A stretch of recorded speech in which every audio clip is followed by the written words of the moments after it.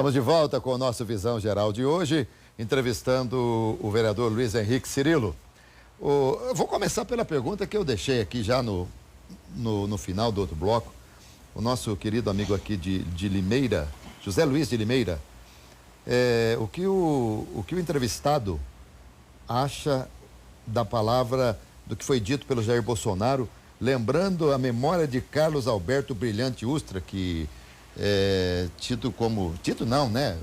Pessoa que, por sinal, já morreu, mas que morreu levando aí a tristeza de muitos pelo trabalho que foi feito no DOI-CODE, como um torturador e tal.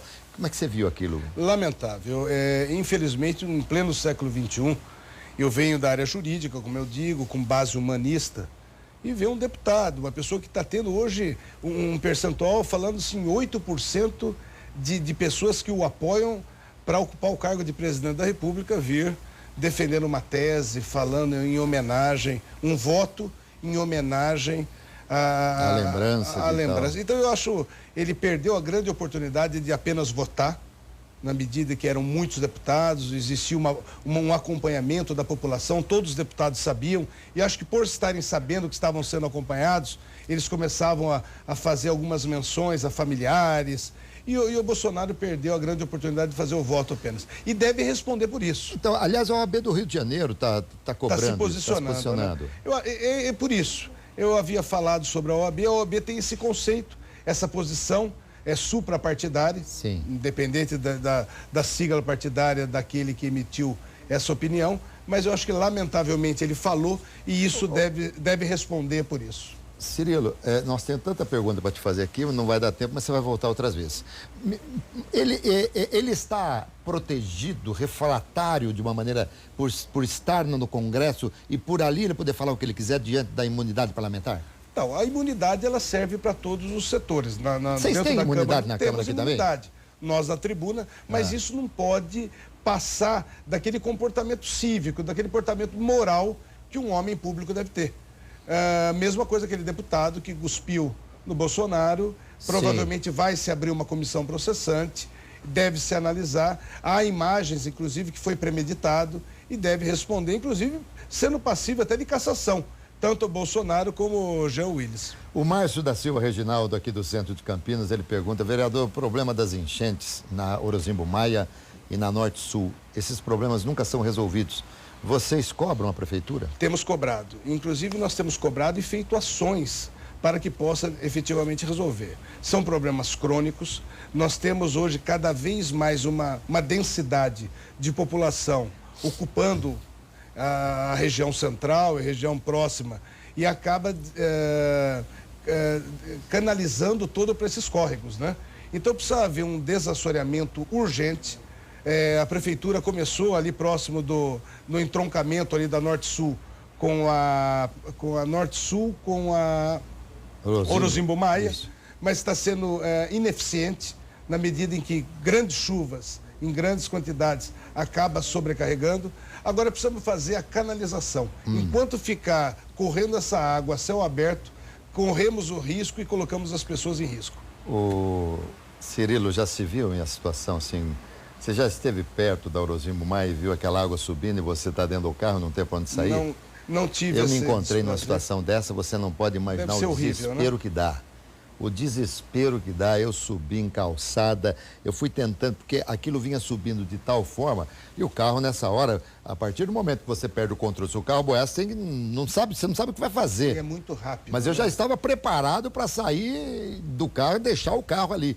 É um desespero, é um negócio muito sério. Mas vamos falar um pouquinho aqui sobre a lei dos materiais insercíveis, é isso? Isso.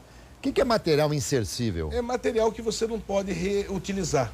Então, é um material que você não reaproveita. Tá. Então, nós temos hoje uma cidade como Campinas que consome muito pneus, lâmpadas incandescentes, fluorescentes, pilhas, baterias. E esse material, hoje, onde ele é descartado? É descartado muitas vezes, infelizmente, ainda no lixo comum. A pessoa, às vezes, por falta de informação. E hoje em dia existe um comportamento muito positivo da população, viu, Alberto? Hoje as pessoas têm se preocupado. As donas de casa, os jovens, as crianças têm se preocupado. Mas descartar onde? Não existe local correto. Aquelas lixeiras que foram colocadas várias em Campinas não é para esse destino. Não é para esse fim, é o lixo comum. Então, nós fizemos uma lei, entrou em vigor, já está funcionando na cidade. Hoje nós temos várias empresas que já têm compartimento para receber esses materiais usados, materiais que já foram utilizados para fazer o descarte correto. O Leroy Merlin é um grande exemplo disso.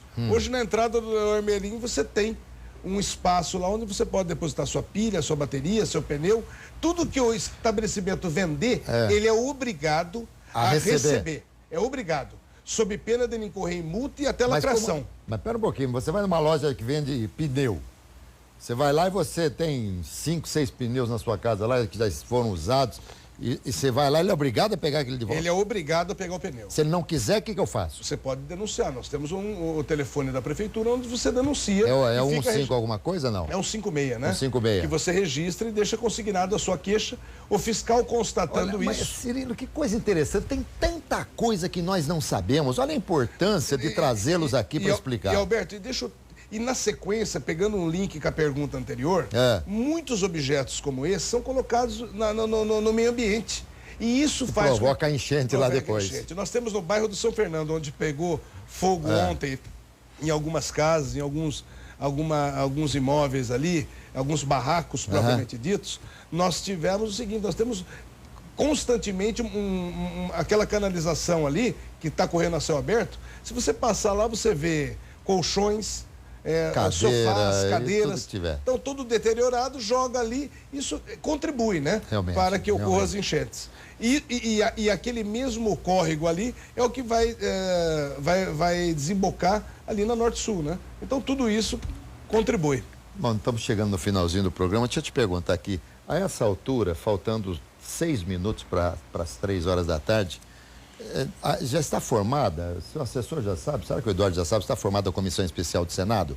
O Anastasia, ele vai ser o relator? Vai ser às 4 horas. Às 4 horas. Que deve ser indicado os 21 senadores que vão compor a comissão processante do Senado. Há uma certa divergência por parte do PT, sobretudo com respeito à indicação da Anastasia para a relatoria. Você acredita que ele vai ser o relator? Eu acredito que sim, porque hoje...